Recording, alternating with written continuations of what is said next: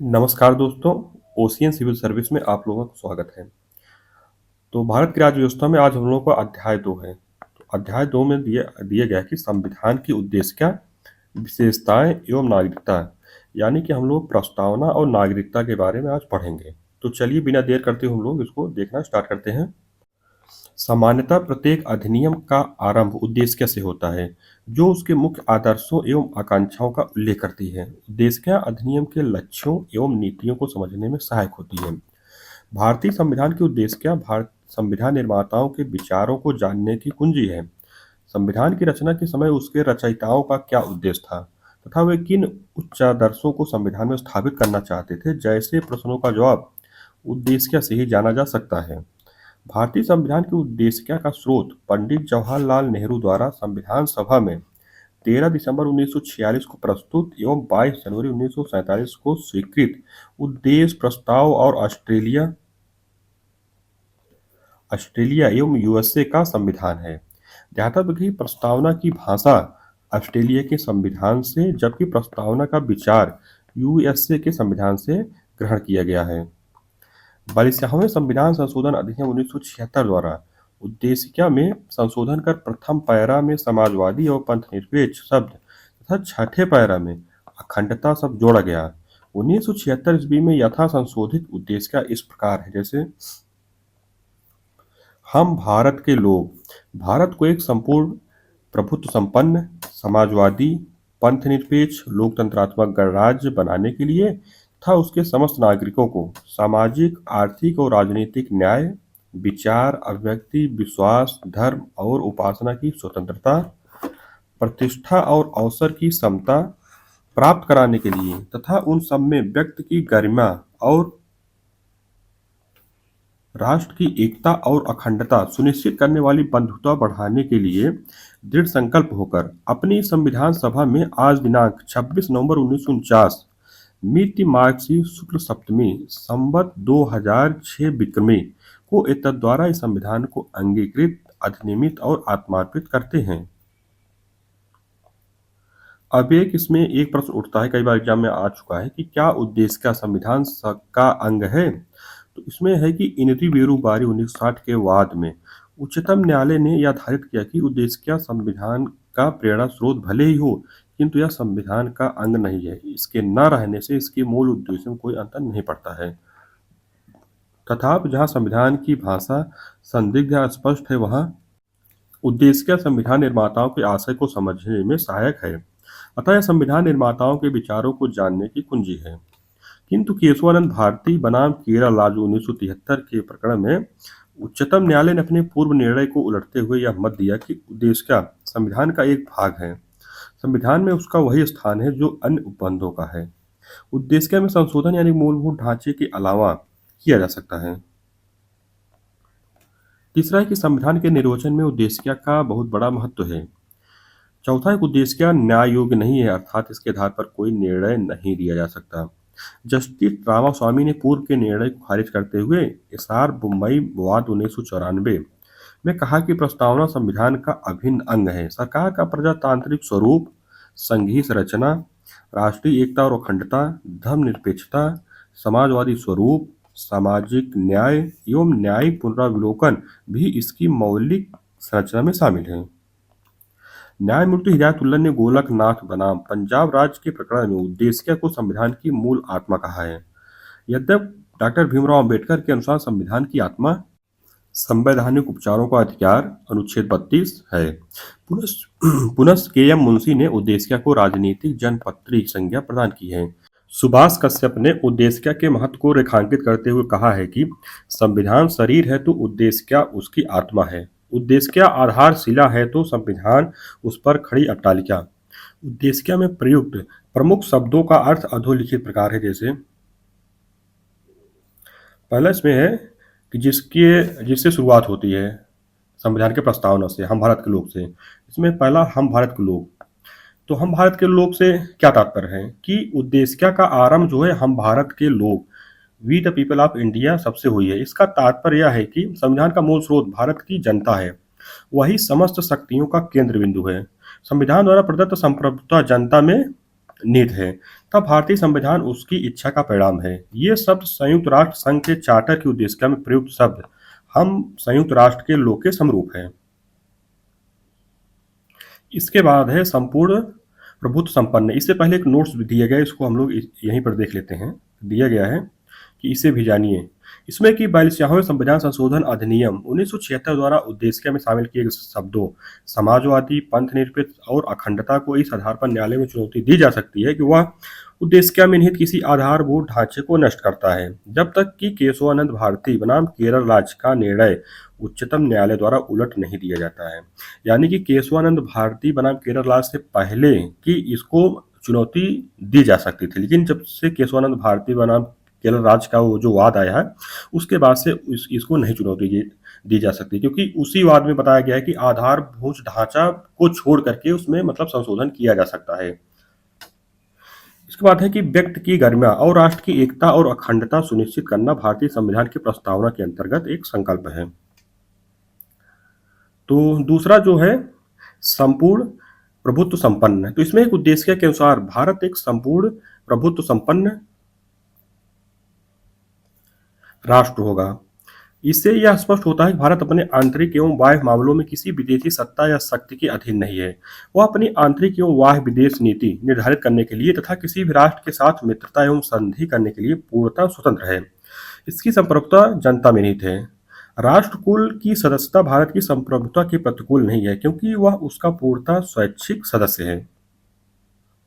इसके बाद जो शब्द आता है समाजवादी, तो 42वां संविधान संशोधन 1976 द्वारा उद्देशिका में समाजवादी शब्द जोड़ा गया। भारत का समाजवाद लोकतांत्रिक समाजवाद है, जो नेहरू जी की अवधारणा पर आधारित है।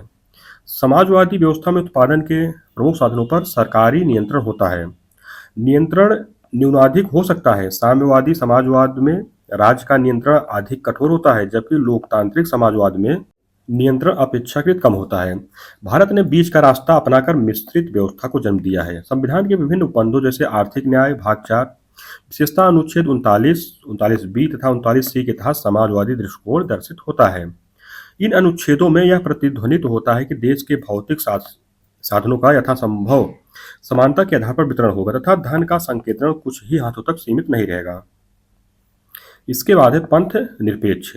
इसे भी 42वां संविधान संशोधन द्वारा जोड़ा गया। पंथ निरपेक्ष राज्य से तात्पर्य ऐसे राज्य से है जो किसी धर्म विशेष को राजधर्म के रूप में मान्यता प्रदान नहीं करता है, बल्कि वह सभी धर्मों को तटस्थ भाव से समान संरक्षण प्रदान करता है। राज्य में धर्म एक व्यक्तिगत विषय माना जाता है। इसके बाद है लोकतंत्र। तो इसमें एक लोकतंत्र से तात्पर्य है लोगों का तंत्र अर्थात जनता का शासन। अब्राहम लिंकन के अनुसार लोकतंत्रात्मक शासन जनता का जनता के लिए जनता द्वारा स्थापित शासन होता है। भारत में जनता अपने द्वारा निर्वाचित प्रतिनिधियों के माध्यम से शासन चलाती है। इसे अप्रत्यक्ष लोकतांत्रिक प्रणाली या प्रतिनिधि प्रणाली कहा जाता है। इसके बाद जो शब्द आता है गणराज्य आता है। तो भारत एक गणराज्य है। इससे तात्पर्य है कि भारत का राष्ट्राध्यक्ष निर्वाचित होगा, न कि वंशानुगत। गणराज्य के सभी नागरिक समान होते हैं, अतः वह किसी भी लोक पद हेतु निर्वाचित हो सकते हैं। किसी नागरिक को किसी भी लोक पद हेतु निर्वाचित होने पर कोई प्रतिबंध नहीं है। इंग्लैंड में लोकतंत्र के साथ राजतंत्र को अपनाया गया है, न कि गणतंत्र को। संविधान की प्रस्तावना द्वारा अपने नागरिकों को अधोलिखित न्याय, स्वतंत्रता तथा समानता सुनिश्चित कराने का संकल्प व्यक्त किए गए। जैसे न्याय 3 प्रकार के, जैसे सामाजिक, आर्थिक एवं राजनीतिक है। ध्यातव्य कि इन तत्वों को 1917 की रूसी क्रांति से लिया गया है। स्वतंत्रता, तो ये 5 प्रकार के हैं, जैसे विचार, अभिव्यक्ति, विश्वास, धर्म और उपासना की। तीसरा है समानता, ये 2 प्रकार की है, जैसे प्रतिष्ठा एवं अवसर की समानता। तो आगे बढ़ने से पहले एक दिया गया नोट दिया गया है, उसको हम लोग देख लेते हैं। इसमें दिया गया है कि विश्व की प्रमुख लोकतांत्रिक क्रांतियां। इसमें कि इंग्लैंड की 1688 की गौरवपूर्ण क्रांति। तो 1688 ईस्वी की क्रांति को गौरवपूर्ण क्रांति इसलिए कहा जाता है क्योंकि उसके द्वारा बिना किसी रक्तपात या युद्ध के इंग्लैंड के राजनैतिक जीवन में बहुत बड़ा परिवर्तन हुआ। इस क्रांति के फलस्वरूप इंग्लैंड से निरंकुश राजतंत्री शासन का सदा के लिए अंत हो गया और उसके स्थान पर देश का शासन संसद के हाथ में आ गया। इस महत्वपूर्ण क्रांति से प्रेरणा लेकर फ्रांस, रूस, अमेरिका आदि देशों में भी क्रांतियां हुई। अमेरिकी क्रांति 1776, इसमें उत्तरी अमेरिका के 13 ब्रिटिश उपनिवेशों की जनता ने ब्रिटिश सरकार के विरुद्ध जो आक्रोश प्रकट किया उसे अमेरिकी क्रांति या स्वाधीनता संग्राम कहा जाता है। इस क्रांति के फलस्वरूप 4 जुलाई 1776 को स्वाधीनता का घोषणा पत्र जारी किया गया, जिसमें कहा गया था कि सभी मनुष्य समान हैं एवं उन्हें जीवन, स्वतंत्रता एवं प्रसन्नता का प्राकृतिक एवं अप्रत्यय अधिकार प्राप्त है। इसके बाद है फ्रांसीसी क्रांति 1789 की। फ्रांसीसी क्रांति 1789, इसका जो इम्पोर्टेंट है पीटी में नहीं है, इसका इम्पोर्टेंट जो है सिर्फ मेंस में है, तो इसको आप लोग थोड़ा ध्यान दीजिएगा। फ्रांसीसी क्रांति 1789 ईस्वी में सम्राट लुई 16वें के राज्यकाल में प्रारंभ हुई। राजा के दैवीय अधिकारों की व्यापकता एवं निरंकुशता, राज परिवार की बढ़ती विलासिता, फ्रेंच असेंबली स्टेट्स जनरल की 1614 से बैठक न होना, समाज के तीसरे वर्ग जनसाधारण की निर्धनता, कष्ट, असंतोष, पादरियों एवं कुलीन वर्गों का असंतुष्ट होना, मॉन्टेस्क्यू, वॉल्टेयर, रूसो आदि विचारकों के उदार विचार इस क्रांति के प्रमुख कारण थे। इस क्रांति में स्वतंत्रता, समानता, विश्व बंधुत्व का नारा दिया गया। अंततः 22 सितंबर 1792 को गणतंत्र की घोषणा की गई। औद्योगिक क्रांति, तो 18वीं शताब्दी के उत्तरार्ध में इसकी शुरुआत इंग्लैंड में हुई तथा बाद में यह पूरे यूरोप में फैल गई। इस क्रांति ने जीवन के प्रत्येक क्षेत्र को प्रभावित किया। प्रस्तावना द्वारा अपने सभी नागरिकों में ऐसी बंधुता बढ़ाने का संकल्प लिया गया है जो व्यक्ति की गरिमा तथा राष्ट्र की एकता और अखंडता को सुनिश्चित करने वाली है। और अखंडता शब्द को 42वां संविधान संशोधन द्वारा जोड़ा गया है। साथ ही उद्देश्य के अंतिम भाग में संविधान को अंगीकृत करने तथा अधिनियमित करने की तिथि का वर्णन किया गया है, जिसके अनुसार संविधान सभा ने संविधान को 26 नवंबर 1949 को अंगीकृत तथा अधिनियमित करके राष्ट्र को समर्पित किया था। ध्यातव्य है कि इसीलिए 26 नवंबर को विधि दिवस के रूप में मनाया जाता है। तो भारतीय संविधान की प्रस्तावना में जिन उद्देश्यों एवं आदर्शों को अंतर्विष्ट किया गया है, उनकी व्याख्या मूल अधिकारों, राज्य के नीति निर्देशक सिद्धांतों एवं मौलिक कर्तव्यों को अध्यायों में की गई है। हमारे संविधान निर्माता एक ऐसे कल्याणकारी राज्य की स्थापना करना चाहते थे जो बहुजन हिताय, बहुजन सुखाय पर आधारित हो। इस प्रकार संविधान की प्रस्तावना उसका अभिन्न अंग है। यह महत्वपूर्ण एवं उपयोगी है। इसमें शासन के उद्देश्यों का उल्लेख है। इसका उपयोग संविधान के अस्पष्ट उपबंधों के निर्वचन में किया जा सकता है, किंतु यह संविधान के स्पष्ट प्रावधानों को रद्द नहीं कर सकती है और न ही न्यायालय द्वारा प्रवर्तित कराई जा सकेगी। इसका संशोधन किया जा सकता है, किंतु उस भाग का नहीं जो संविधान का आधारभूत ढांचा है। इसके बाद हम लोग देखते हैं भारतीय संविधान की विशेषता क्या है, इसकी प्रकृति क्या है, उसको देखते हैं। मैं महसूस करता हूं कि भारतीय संविधान व्यवहारिक है। इसमें परिवर्तन की क्षमता है और शांतिकाल तथा युद्ध काल में देश की एकता को बनाए रखने का भी सामर्थ्य है। वास्तव में मैं यह कहना चाहूंगा कि यदि नवीन संविधान के अंतर्गत स्थिति खराब होती है तो इसका कारण यह नहीं होगा कि हमारा संविधान खराब है, वरन हमें यह कहना होगा कि मनुष्य ही खराब है। किसने कहा था? डॉक्टर अम्बेडकर जी ने। तो भारत का संविधान अनेक दृष्टियों से एक अनूठा संविधान है। उसकी अनेक विशेषताएं हैं जो विश्व के अन्य संविधानों से अलग उसकी पहचान बनाती हैं। जैसे इसकी जो विशेषता दिया गया है, पॉइंट वाइज दिया गया है कि विशाल व विस्तृत संविधान। इसके अंतर्गत लिखा है कि भारत का संविधान विश्व का सबसे बड़ा विस्तृत लिखित संविधान है। इसकी विशालता का सबसे प्रमुख कारण केंद्रीय तथा प्रांतीय दोनों सरकारों के गठन तथा उनकी शक्तियों का विस्तृत वर्णन है। भारत के मूल संविधान में कुल 395 अनुच्छेद, 8 अनुसूचियां तथा 22 भाग थे। वर्तमान में अनुसूचियों की संख्या 12 है। 9वीं अनुसूची प्रथम संविधान संशोधन अधिनियम जो 1951 में, 10वीं अनुसूची 92वें संविधान संशोधन 1985 में, 11वीं अनुसूची 73वें संविधान संशोधन 1992 में तथा 12वीं अनुसूची 74वें संशोधन 1992 द्वारा संविधान में जोड़ी गई है।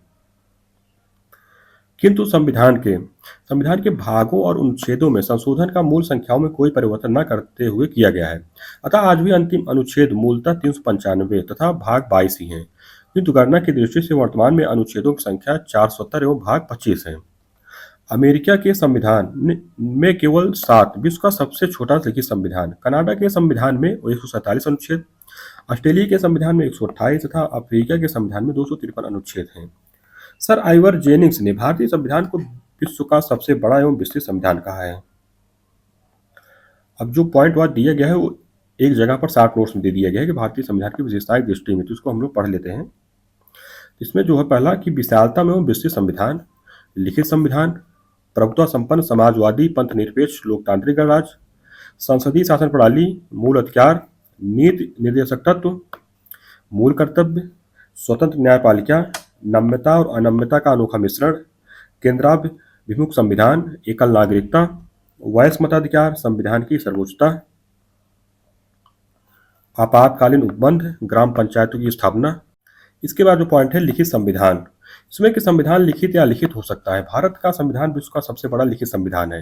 यद्यपि इसमें परंपराओं एवं प्रथाओं का भी स्थान है। यदि वह संवैधानिक उपबंधों का रूप है, ब्रिटेन का संविधान परंपराओं एवं प्रथाओं पर आधारित एक अलिखित संविधान है। ध्यातव्य है कि संयुक्त राज्य अमेरिका का संविधान विश्व का प्रथम लिखित संविधान है।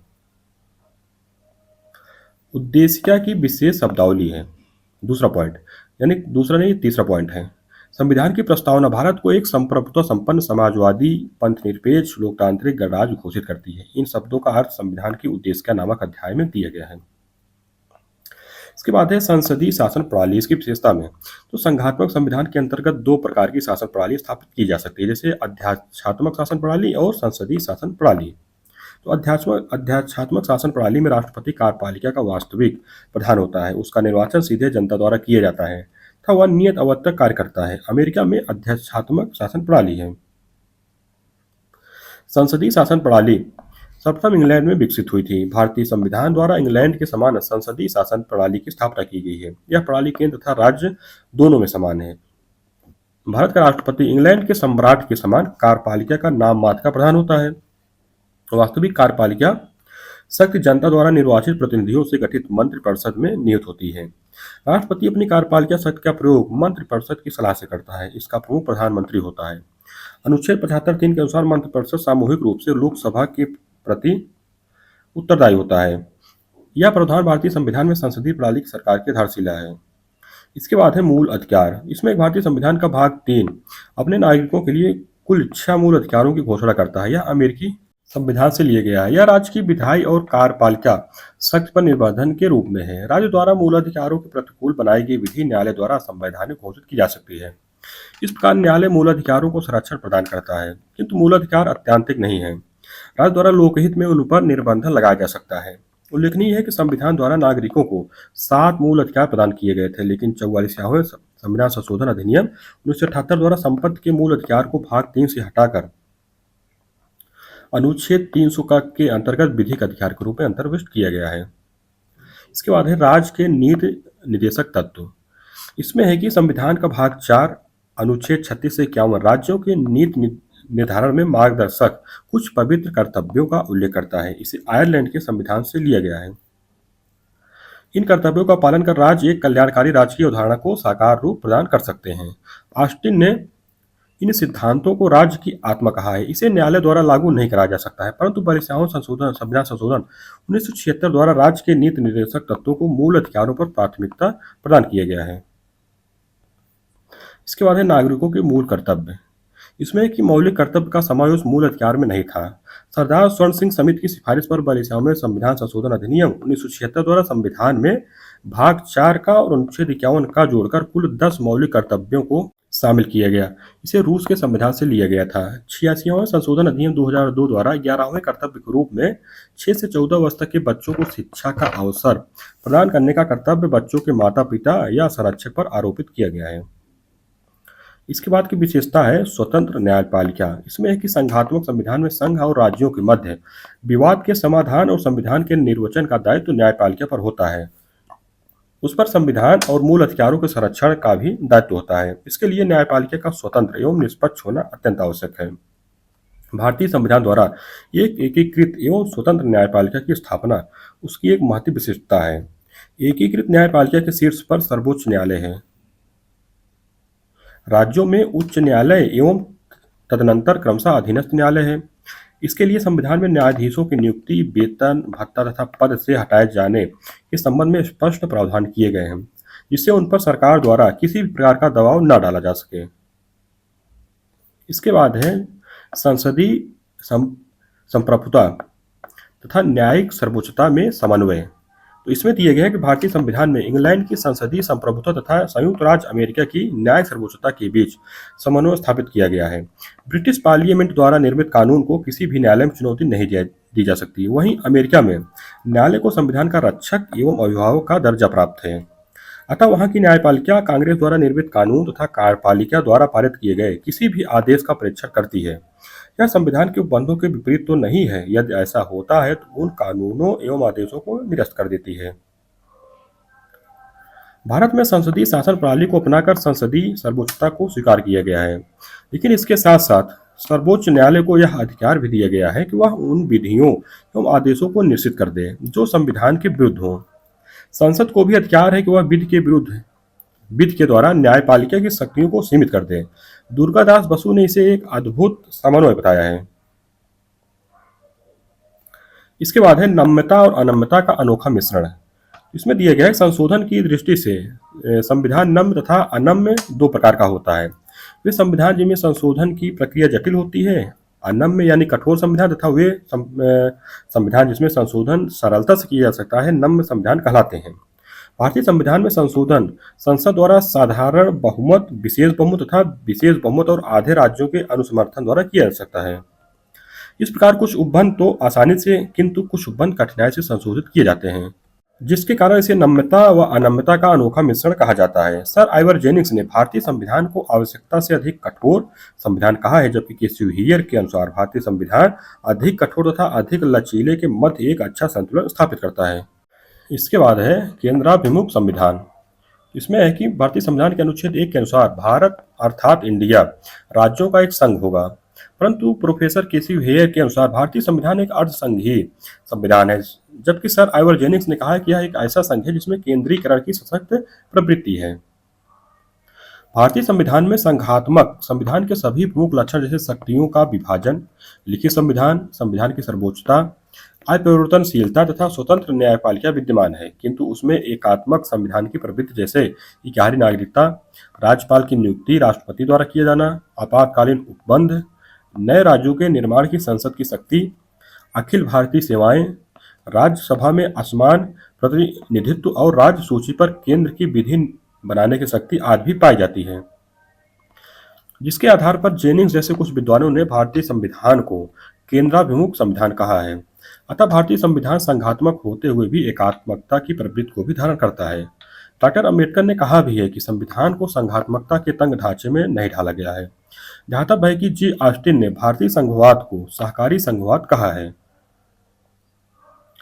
इसके बाद है एकल नागरिकता। इसमें एक संघात्मक संविधान द्वारा समानता दोहरी नागरिकता यानी प्रथम संघ की तथा द्वितीय राज्य की का प्रावधान किया जाता है, जैसे अमेरिका में, किंतु भारतीय संविधान द्वारा भारत की एकता और अखंडता सुनिश्चित करने के उद्देश्य से उसकी संघीय संरचना के बावजूद एकल नागरिकता का प्रावधान किया गया है।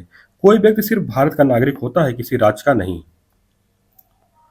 इसके बाद जो इसकी विशेषता है वयस्क मताधिकार। भारत में संसदीय शासन प्रणाली अपनाई गई है। संसदीय प्रणाली में सरकार का गठन जनता द्वारा निर्वाचित प्रतिनिधियों से किया जाता है। भारत में प्रतिनिधियों के निर्वाचन हेतु वयस्क मताधिकार प्रणाली को अपनाया गया है। वयस्क मताधिकार को अपनाया जाना नए संविधान की महान और क्रांतिकारी विशेषता है। मूल संविधान में मताधिकार की न्यूनतम आयु 21 वर्ष नियत थी। 61वें संविधान संशोधन 1989 द्वारा अनुच्छेद 326 में संशोधन कर मताधिकार की न्यूनतम आयु 18 वर्ष कर दी गई। अतः प्रत्येक भारतीय नागरिक जिसने 18 वर्ष की आयु प्राप्त कर लिया है को बिना किसी भेदभाव के मतदान का समान अधिकार प्राप्त है, किंतु अनिवास, चित्त विकृति, अपराध या भ्रष्ट अथवा अवैध आचरण के आधार पर कोई व्यक्ति अपने मताधिकार से वंचित किया जा सकता है। इसके बाद विशेषता संविधान की सर्वोच्चता। इसमें कि हमारा संविधान सर्वोपरि है, क्योंकि सरकार के सभी अंग कार्यपालिका, विधायिका एवं न्यायपालिका इसी से अपनी शक्तियां प्राप्त करते हैं। ब्रिटेन में संसद की सर्वोच्चता स्थापित की गई है। संसद द्वारा निर्मित विधि को न्यायालय में चुनौती नहीं दी जा सकती है। अमेरिकी संविधान में न्यायपालिका सर्वोच्च है। वह संसद द्वारा बनाई गई विधि को संविधान के अनुरूप न होने पर असंवैधानिक घोषित कर सकती है, किंतु भारत में संविधान को सर्वोच्च स्थान प्रदान किया गया है। भारत में शक्ति के स्रोत के रूप में संविधान सर्वोच्च है। इसके बाद जो विशेषता है विधि का शासन। इसमें कि भारतीय संविधान विधि के शासन की स्थापना करता है, जिसके साथ सभी नागरिक विधि के समक्ष समान हैं। इसके साथ साथ राज्य एवं सरकार के सभी अंग एवं प्राधिकारी विधि द्वारा नियमित एवं नियंत्रित होते हैं। इसके बाद विशेषता आपातकालीन उपबंध। इसमें दिया गया है संकट काल के संबंध में विशेष प्रावधान हमारे संविधान की एक अन्य विशेषता है, जिसके अनुसार संकट काल में हमारी राज्य व्यवस्था में अनेक महत्वपूर्ण परिवर्तन हो जाते हैं। संविधान में 3 प्रकार के संकट काल का उल्लेख किया गया है। जैसे पहला, युद्ध एवं बाहरी आक्रमण या सशस्त्र विद्रोह की स्थिति उत्पन्न होने पर अनुच्छेद 352, राज्यों में संवैधानिक व्यवस्था के भंग हो जाने पर अनुच्छेद 356, वित्तीय संकट के उत्पन्न होने पर अनुच्छेद 360, इसमें है कि संकटकालीन घोषणा का सबसे प्रमुख प्रभाव यह होता है कि हमारा संघात्मक शासन एकात्मक हो जाता है। ये संकटकालीन प्रावधान संविधान को लचीलापन प्रदान करते हैं, जो कि भारत देश की परिस्थितियों में नितांत आवश्यक है। इस प्रकार हमारा संविधान संघात्मक होते हुए भी संकट की स्थिति में एकात्मकता का रूप धारण कर लेता है। समान परिस्थितियों में भी एकात्मकता के अनेक लक्षण संविधान में विद्यमान हैं। इसलिए अनेक विद्वानों के बीच भारतीय संविधान के एकात्मकता एवं संघात्मकता के मुद्दे पर विवाद होता रहा है।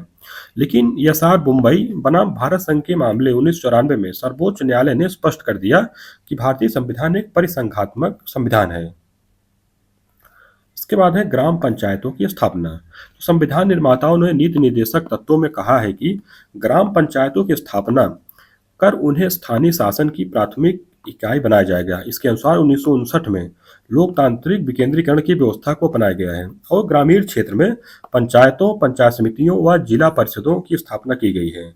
73वें और 74वें संवैधानिक संशोधन 1992 के आधार पर पंचायती राज व्यवस्था और शहरी क्षेत्र की स्थानीय स्वशासन व्यवस्था को संवैधानिक दर्जा प्रदान किया गया है।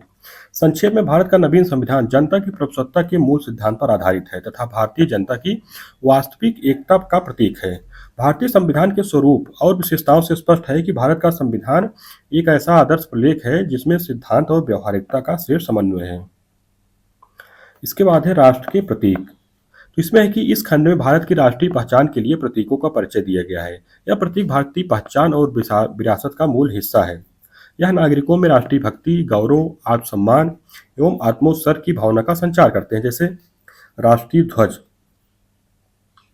तो भारत के राष्ट्रीय ध्वज में समान अनुपात में सबसे ऊपर केसरिया, मध्य में सफेद तथा नीचे हरे रंग की 3 क्षैतिज पट्टियां होती हैं। ध्वज की लंबाई एवं चौड़ाई का अनुपात क्रमशः 3:2 होता है। तिरंगा की सफेद पट्टी के मध्य में गहरे नीले रंग का चक्र बना है जिसमें 24 तीलियां हैं। इस चक्र को सारनाथ में स्थित अशोक स्तंभ यानी सिंह स्तंभ से लिया गया है। 22 जुलाई 1947 को भारतीय संविधान सभा ने राष्ट्रीय ध्वज तिरंगे को अंगीकृत किया। ध्वज में स्थित केसरिया रंग त्याग व बलिदान का, सफेद रंग सत्य, शांति एवं पवित्रता का तथा हरा रंग देश की समृद्धि एवं उर्वरता का प्रदर्शक है। के बाद है राष्ट्रीय चिन्ह। भारत का राष्ट्रीय चिन्ह सारनाथ स्थित अशोक के सिंह स्तंभ की अनुकृति है। मूल स्तंभ के शीर्ष पर 4 सिंह हैं जो एक दूसरे की ओर पीठ किए हुए हैं। सिंह साहस व निर्भीकता का प्रतीक है। पट्टी के मध्य धर्म चक्र है जिसमें 24 तीलियां हैं जो 24 घंटों का प्रतीक है। चक्र के दाईं ओर एक सांड है जो कृषि प्रधान अर्थव्यवस्था का प्रतीक है। चक्र के बाईं ओर एक घोड़ा है जो अदम्य शक्ति, परिश्रम व गतिशीलता का प्रतीक है। फलक के नीचे मुंडकोपनिषद का सूत्रवाक्य सत्यमेव जयते देवनागरी लिपि में अंकित है। भारत सरकार ने इसे राष्ट्रीय चिन्ह के रूप में 26 जनवरी 1950 को अपनाया।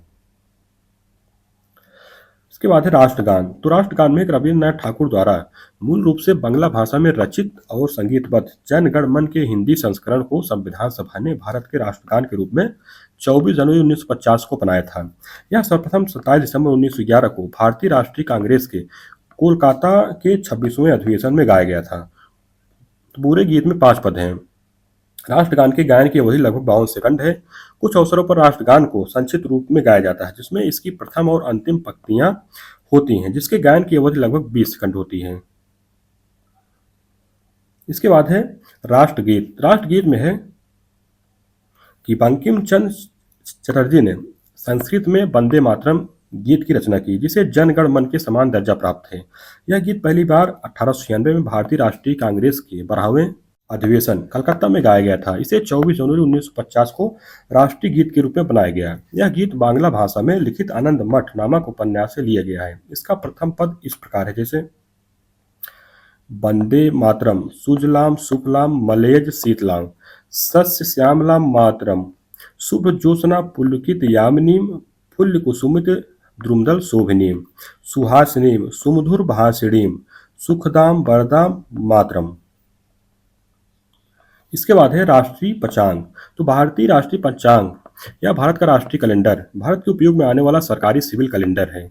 यह शक संवत पर आधारित है। इसे ग्रेगोरियन कैलेंडर के साथ 22 मार्च 1957 को अपनाया गया। इसका पहला महीना चैत्र है और समान वर्ष 365 दिन का होता है। चैत्र का पहला दिन सामान्यतः 22 मार्च को और अजवर्ष में 21 मार्च को पड़ता है।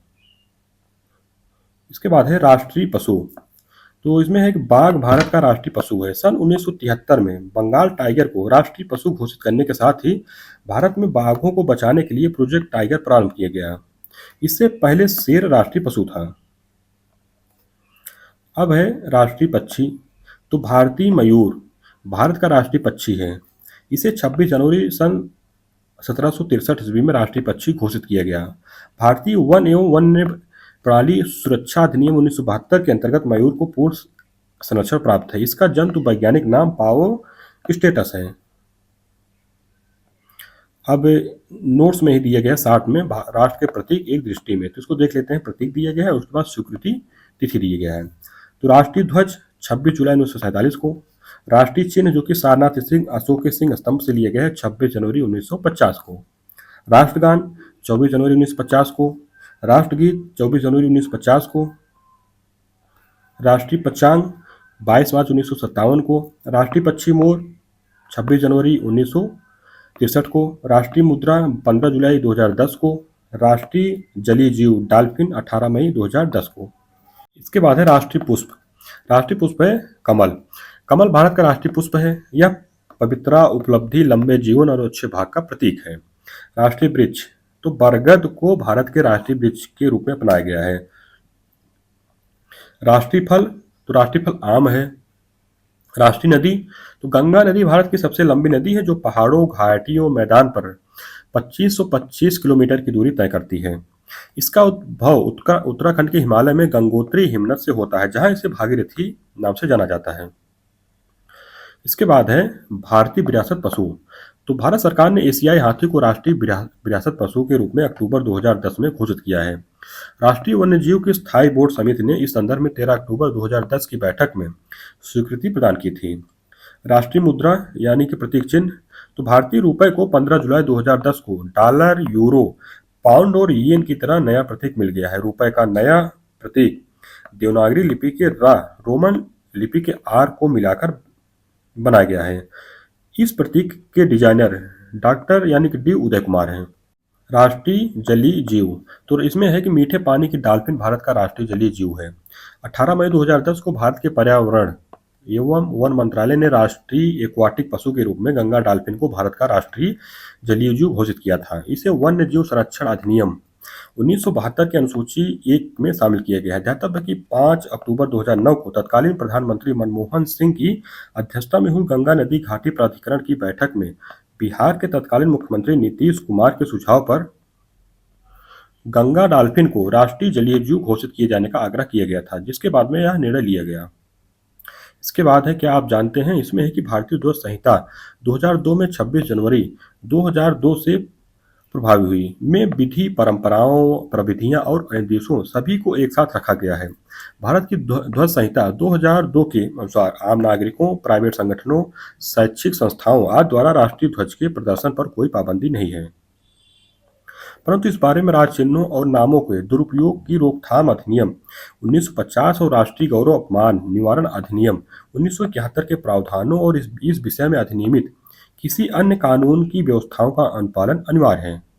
दिए गया भारतीय संविधान के स्रोत यानी भारत के संविधान के स्रोत कहाँ से लिए गए, किस किस देशों से, उसका उन सबका नोट दिए गया है। तो संविधान निर्माण के समय संविधान सभा ने लगभग 60 देशों के संविधानों का अध्ययन किया था और उनकी अच्छी बातों को, जो भारतीय परिस्थितियों के अनुकूल थी, निसंकोच ग्रहण किया। वैसे भारतीय संविधान पर सर्वाधिक प्रभाव भारत शासन अधिनियम 1935 का पड़ा है।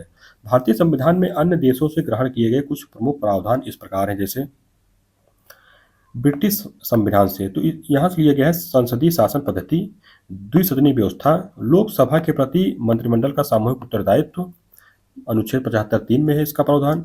राष्ट्र के प्रधान के रूप में राष्ट्रपति की औपचारिक प्रधानता और वास्तविक शक्तियां जो है मंत्रिपरिषद में निहित होना। एकल न्याय प्रणाली, विधि निर्माण की प्रक्रिया, विधि का शासन, एकल नागरिकता, विधायिका के सदस्यों के विशेषाधिकार एवं अनुमतियां, विधायिका के अध्यक्ष की भूमिका, संसद एवं विधानमंडलों की प्रक्रिया, सर्वाधिक मत के आधार पर चुनाव जीत का निर्णय। इसके बाद है आयरलैंड के संविधान 1937 से, इसमें कि जो लिया गया है राज्य के नीति निदेशक तत्व यानी डीपीएसपी साहित्य, कला, विज्ञान, समाज सेवा में योगदान के आधार पर राज्यसभा में कुल 12 सदस्यों का मनोनयन, राष्ट्रपति का निर्वाचक मंडल एवं पद्धति। उसके बाद है संयुक्त राज्य अमेरिका के संविधान से क्या क्या लिया गया है, तो मूल अधिकार, उद्देश्य का विचार, राष्ट्रपति पर महाभियोग की प्रक्रिया, स्वतंत्र न्यायपालिका, न्यायिक पुनरावलोकन का सिद्धांत, लोक जनहित याचिका, सर्वोच्च न्यायालय एवं उच्च न्यायालयों के न्यायाधीशों को पद से हटाए जाने की प्रक्रिया, उपराष्ट्रपति का पद, वित्तीय आपात, संविधान संशोधन में राज्य विधायिकाओं द्वारा अनुमोदन का प्रावधान। ऑस्ट्रेलिया के संविधान से क्या क्या लिया गया है, तो प्रस्तावना की भाषा, समवर्ती सूची, केंद्र राज्य संबंध, संसद के दोनों सदनों की संयुक्त बैठक। इसके बाद है कनाडा के संविधान से, तो कनाडा के संविधान से संघीय शासन प्रणाली, राज्यपाल द्वारा राष्ट्रपति के विचारार्थ विधेयक सुरक्षित रखना, सशक्त केंद्र, अवशिष्ट शक्तियों का सिद्धांत, राज्यों में राज्यपाल की केंद्र द्वारा नियुक्ति, उच्चतम न्यायालय का परामर्शी न्याय निर्णयन। इसके बाद है जापान के संविधान से क्या क्या लिया गया है, तो जापान संविधान अनुच्छेद 21 में वर्णित विधि द्वारा स्थापित प्रक्रिया। और दक्षिण अफ्रीका के संविधान से, तो दक्षिण अफ्रीका के संविधान से संविधान की संशोधन पद्धति, राज्यसभा के सदस्यों का निर्वाचन। सोवियत संघ रूस के संविधान से क्या क्या लिया गया, तो मूल कर्तव्य और प्रस्तावना में न्यायिक आदर्श। फ्रांस के संविधान 1946 क्या क्या लिया गया है, तो गणतंत्रात्मक शासन प्रणाली, स्वतंत्रता, समानता एवं बंधुत्व का सिद्धांत। जर्मनी के बीमर सिद्धांत 1933 से, तो इसमें इससे लिया गया है जर्मनी के संविधान से अपात बंध। भारत शासन अधिनियम 1935 और भारत शासन अधिनियम 1935 क्या क्या लिया गया है कि लगभग 250 अनुच्छेद उसी रूप में या कुछ परिवर्तन के साथ। इसके बाद है संघ और उसका राज्य क्षेत्र, तो इसको हम लोग देखते हैं आगे, the union of its territory. संविधान का भाग 1 अनुच्छेद 1 से 4 संघ और उसके राज्य क्षेत्रों के बारे में है। अनुच्छेद 1 के अनुसार भारत राज्यों का एक संघ है। ध्यातव्य है कि भारतीय परिसंघ राज्यों के साथ किसी समझौते का परिणाम नहीं है, अतः राज्यों को संघ से अलग होने का कोई अधिकार नहीं है। प्रशासनिक सुविधा के लिए देश को राज्यों में बांटा जा सकता है, किंतु कोई राज्य स्वतंत्र नहीं हो सकता है, क्योंकि पूरा देश एक अखंड इकाई है। अनुसूची 1 भारत के राज्यों और उसके राज्य क्षेत्रों को भी निर्दिष्ट करती है। भारत के राज्य क्षेत्रों में राज्यों के राज्य क्षेत्र और दूसरे में अनुसूची 1 में भी निर्दिष्ट संघ राज्य क्षेत्र तथा तीसरा ऐसे अन्य राज्य क्षेत्र जो अर्जित किए जाएं सम्मिलित हैं। वर्तमान में भारतीय संघ में कुल 28 राज्य तथा 8 संघ राज्य क्षेत्र हैं। अनुच्छेद 2 संसद को संघ में नए राज्यों के प्रवेश या स्थापना करने के लिए विधि बनाने का अधिकार देता है। नए राज्यों के गठन या वर्तमान राज्यों के क्षेत्र, सीमा या नामों में परिवर्तन करने की शक्ति भी संसद को प्राप्त है। अनुच्छेद 3 के अनुसार संसद साधारण बहुमत से किसी नए राज्य का गठन तथा किसी वर्तमान राज्य के क्षेत्र, सीमा या नाम में परिवर्तन कर सकती है, किंतु इसके लिए संबंधित विधेयक राष्ट्रपति की सिफारिश से ही संसद में प्रस्तुत किया जाएगा, अन्यथा नहीं। तो यदि विधेयक किसी राज्य के क्षेत्र, सीमा या नाम में परिवर्तन से संबंधित है तो राष्ट्रपति विधेयक को संबंधित राज्य के विधानमंडल को राय हेतु प्रेषित करेगा, किंतु राष्ट्रपति या संसद विधानमंडल की राय से आबद्ध नहीं होंगे। यदि विधानमंडल नियत अवधि या अनुज्ञात अवधि में अपनी राय नहीं देती तो भी विधेयक संसद में प्रस्तुत किया जा सकता है। संसद द्वारा अनुच्छेद 2 अथवा अनुच्छेद 3 के अंतर्गत बनाई गई विधि अनुच्छेद 368 के प्रयोजन के लिए संविधान में संशोधन करने वाली विधि नहीं समझी जाएगी। इसको अनुच्छेद 4 में दिया गया है। बेरूबाड़ी मामले में सर्वोच्च न्यायालय के समक्ष राय के लिए प्रश्न आया कि अनुच्छेद 3 के अंतर्गत राज्यों के क्षेत्रों और सीमाओं में परिवर्तन की संसद की शक्ति में क्या किसी राज्य या उसके भूभाग को किसी विदेशी राज्य को सौंपने की शक्ति निहित है।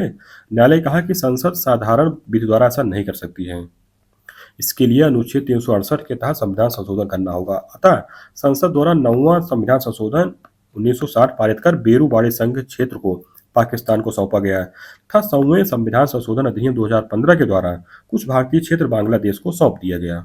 इसके बाद है भाषाई आधार पर राज्यों का पुनर्गठन। तो इसमें एक स्वतंत्रता प्राप्त के साथ ही भाषाई आधार पर राज्यों के पुनर्गठन की मांग के मद्देनजर संविधान सभा अध्यक्ष डॉक्टर राजेंद्र प्रसाद ने 27 नवंबर 1947 को न्यायमूर्ति एस के धर की अध्यक्षता में 4 सदस्यीय भाषाई प्रांत आयोग का गठन किया। आयोग ने 10 दिसंबर 1948 को प्रस्तुत अपनी रिपोर्ट में भाषा की जगह प्रशासनिक, भौगोलिक, वित्तीय एवं विकास की सुविधा के आधार पर राज्यों के पुनर्गठन का सुझाव दिया।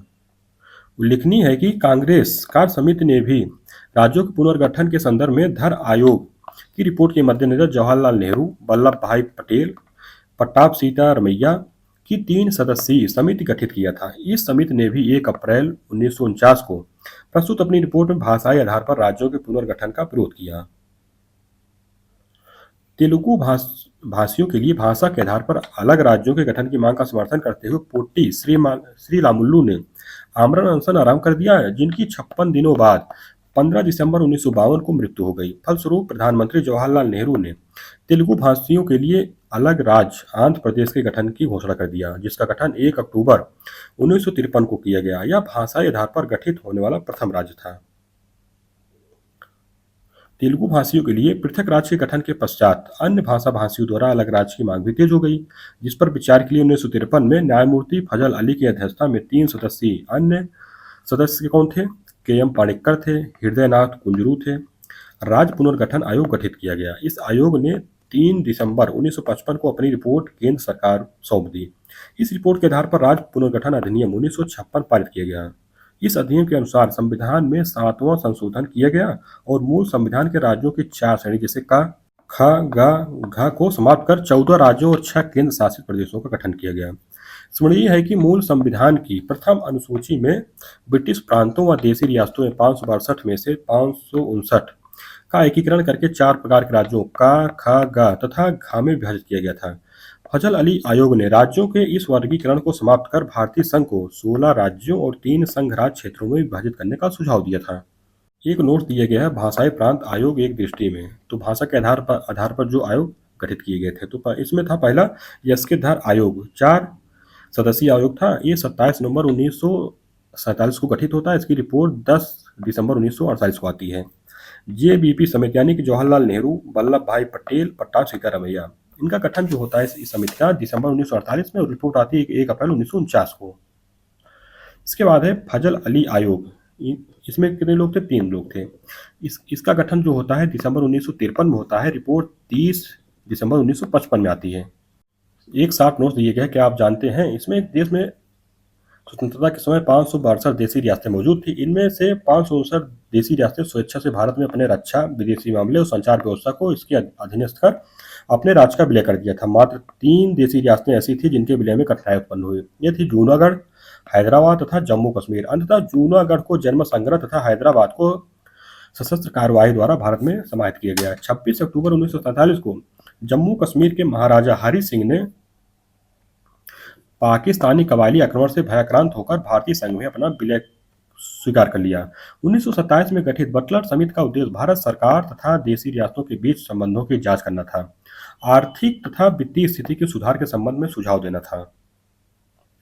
बलवंत राय मेहता तथा मणिलाल कोठारी आदि के सहयोग से दिसंबर 1927 में अखिल भारतीय राज्य जन कॉन्फ्रेंस का आयोजन किया गया। इसमें 700 से अधिक रियासती राजनीतिक प्रतिनिधियों ने भाग लिया था। ध्यातव्य कि 1939 में इस कॉन्फ्रेंस, इसे भारत प्रजामंडल भी कहते थे, की अध्यक्षता जवाहरलाल नेहरू ने की थी।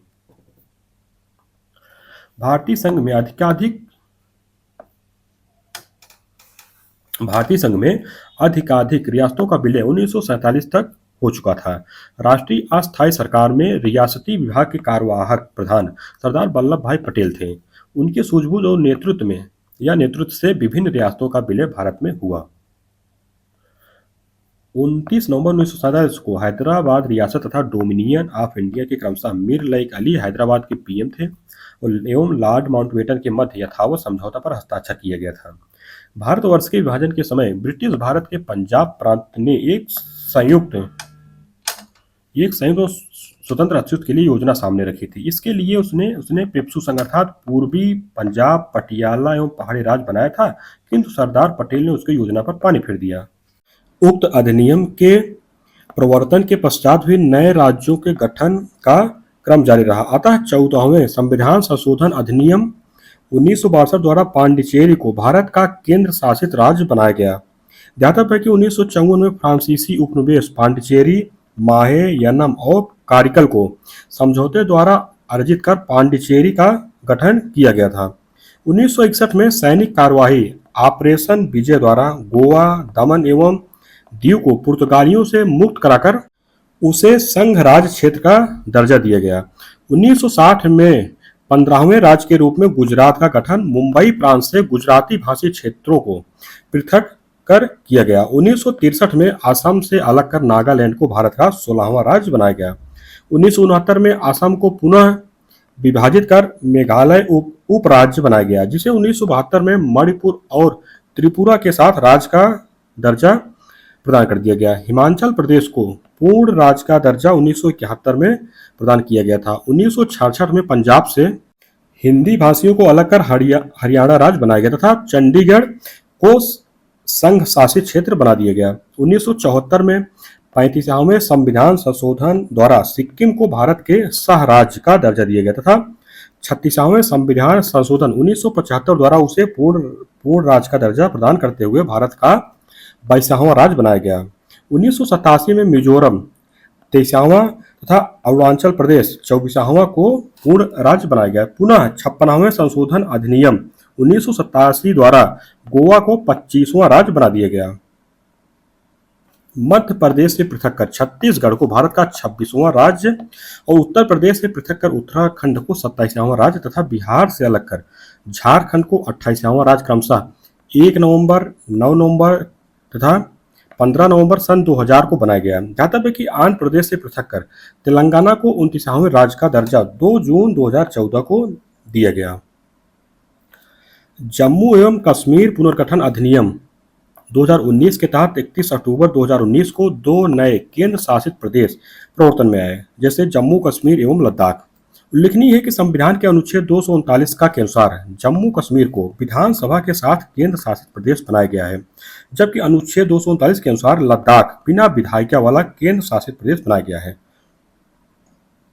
अभी हाल ही में दादरा और नगर हवेली तथा दमन और दीव केंद्र शासित प्रदेश का विलय विधेयक 2019 संसद में पेश किया गया, जिसे लोकसभा ने 27 नवंबर 2019 को तथा राज्यसभा ने 3 दिसंबर 2019 को पारित कर दिया।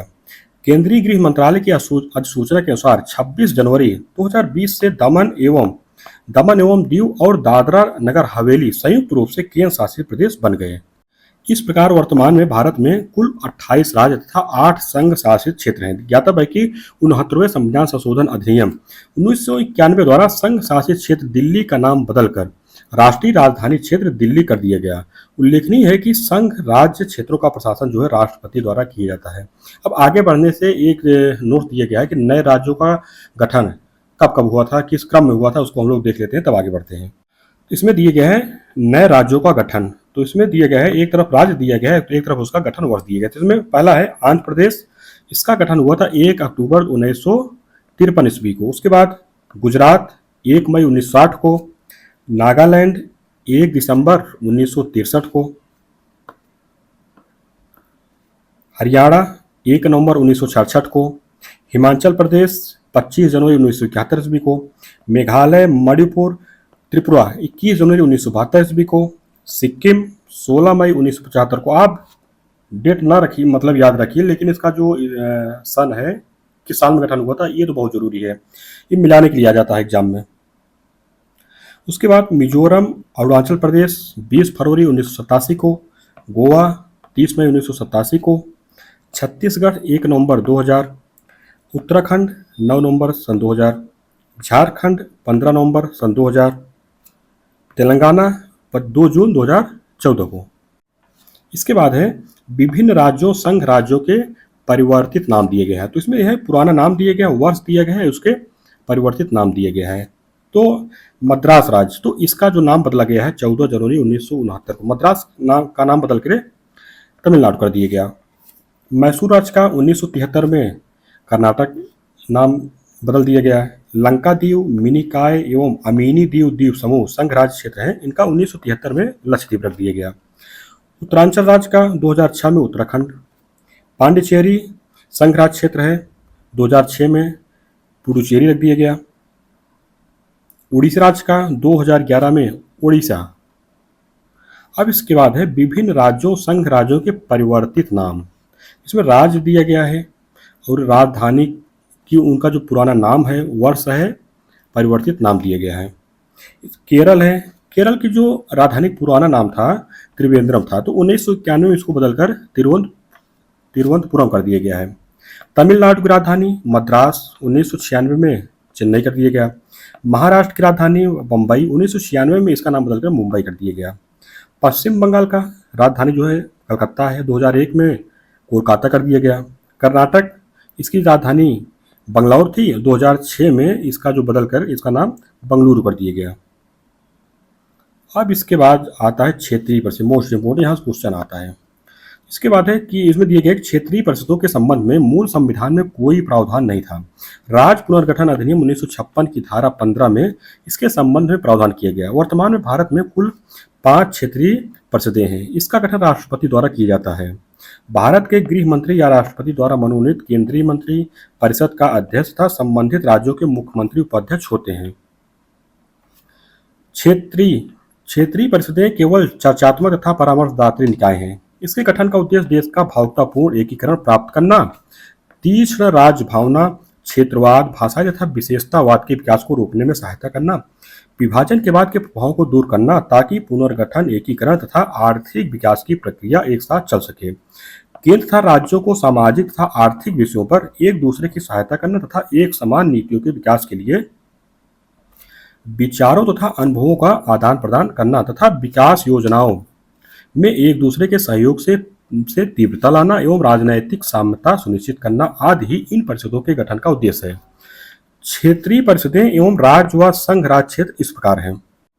पहला क्षेत्रीय परिषद है उत्तरी क्षेत्रीय परिषद। इसका मुख्यालय नई दिल्ली है। तो इसके अंतर्गत जो राज्य आते हैं पंजाब, हरियाणा, राजस्थान, हिमाचल प्रदेश, जम्मू कश्मीर, लद्दाख, चंडीगढ़, राष्ट्रीय राजधानी क्षेत्र दिल्ली, इसमें राज्य भी आते हैं और केंद्र शासित प्रदेश भी आते हैं। उसके बाद है मध्य क्षेत्रीय परिषद। इसका मुख्यालय प्रयागराज है। इसमें उत्तर प्रदेश, मध्य प्रदेश, उत्तराखंड एवं छत्तीसगढ़ आते हैं। दक्षिणी क्षेत्रीय परिषद, इसका मुख्यालय चेन्नई में है। इसमें आंध्र प्रदेश, तेलंगाना, केरल, कर्नाटक, तमिलनाडु राज्य एवं पांडिचेरी संघ राज्य क्षेत्र आते हैं। इसके बाद है पूर्वी क्षेत्रीय परिषद। इसका मुख्यालय कोलकाता में है। इसमें बिहार, झारखंड, पश्चिम बंगाल, उड़ीसा है। इसके बाद पश्चिमी क्षेत्रीय परिषद है। इसका मुख्यालय जो है मुंबई में। इसमें महाराष्ट्र, गुजरात, गोवा राज्य और दमन दीव तथा दादर एवं नगर हवेली संघ राज्य क्षेत्र हैं। इसके बाद है पूर्वोत्तर परिषद। इसमें है कि 5 क्षेत्रीय परिषदों के अतिरिक्त एक नए अतिरिक्त पूर्वोत्तर परिषद का गठन पूर्वोत्तर परिषद अधिनियम 1971 के द्वारा अलग से किया गया है।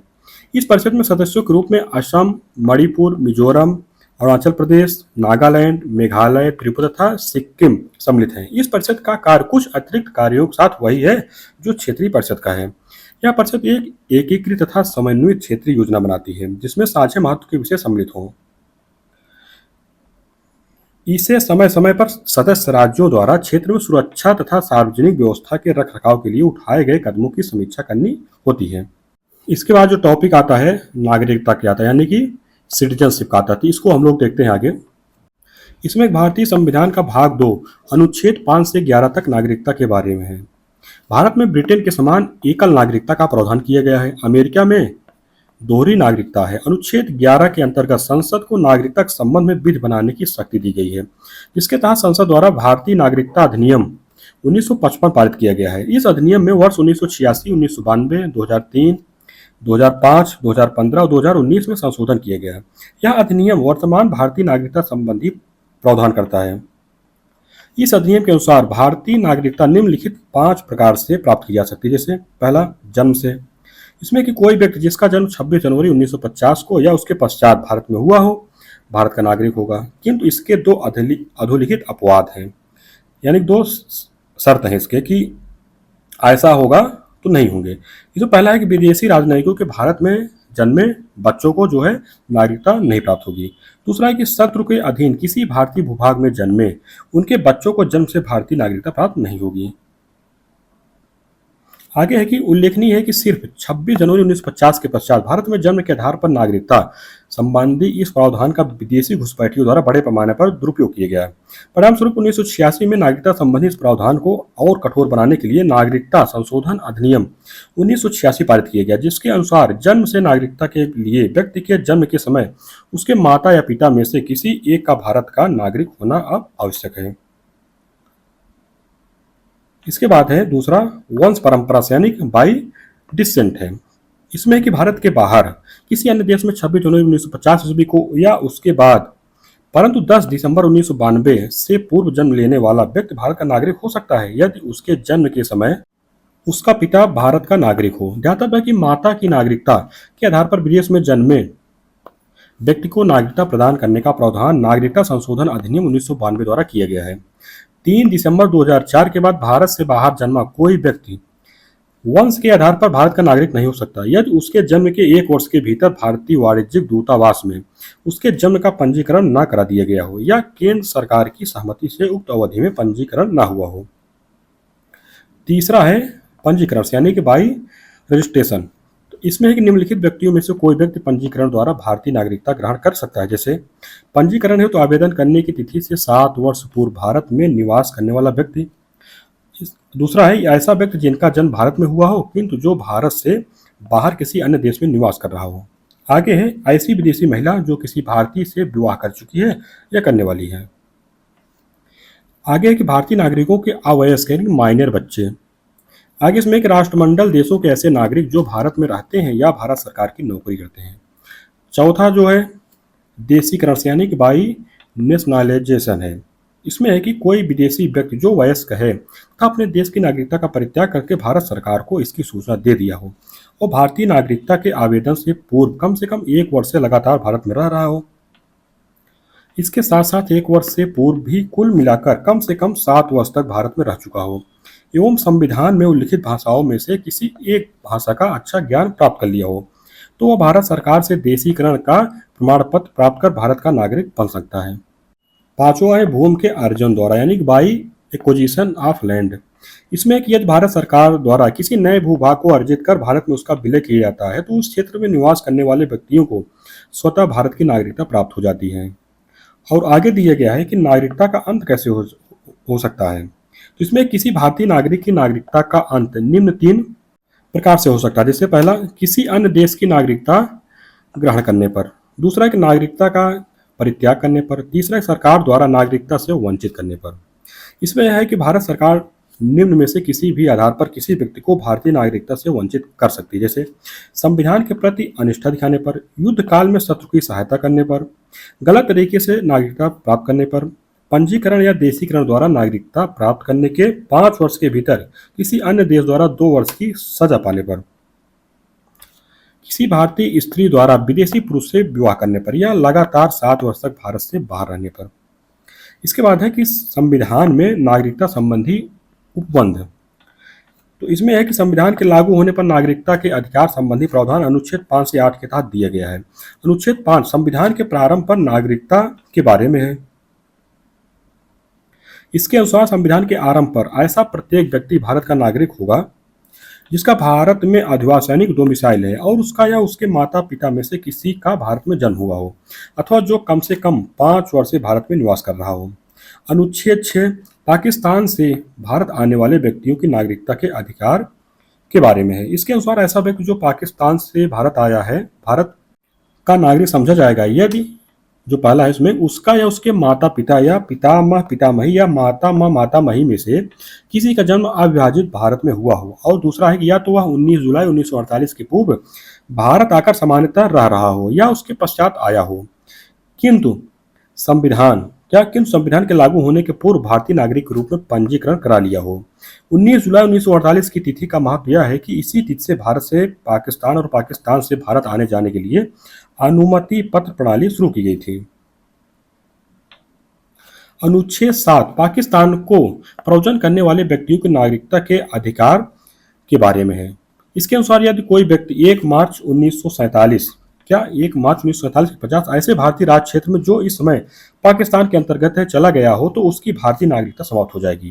किंतु यदि वह किसी ऐसी अनुज्ञा के द्वारा पुनः भारत लौट आया हो जो उसे पुनर्वास या स्थायी रूप से लौटने के लिए किसी विधि के अधीन दी गई हो तो उसके संबंध में यह माना जाएगा कि उसने 19 जुलाई 1948 के पश्चात भारत में प्रयोजन किया है और वह अनुच्छेद 6 के अनुसार भारतीय नागरिकता प्राप्त कर सकता है। अर्थात ऐसे व्यक्ति को पंजीकरण के लिए आवेदन करना होगा जो कम से कम आवेदन की तिथि के 6 महीने पूर्व से ही भारत में रह रहा हो। अनुच्छेद 8 में है कि भारत के बाहर रहने वाले भारतीय उद्भव के कुछ व्यक्तियों की नागरिकता के अधिकार के संबंध में है। यानी कि अनुच्छेद 8।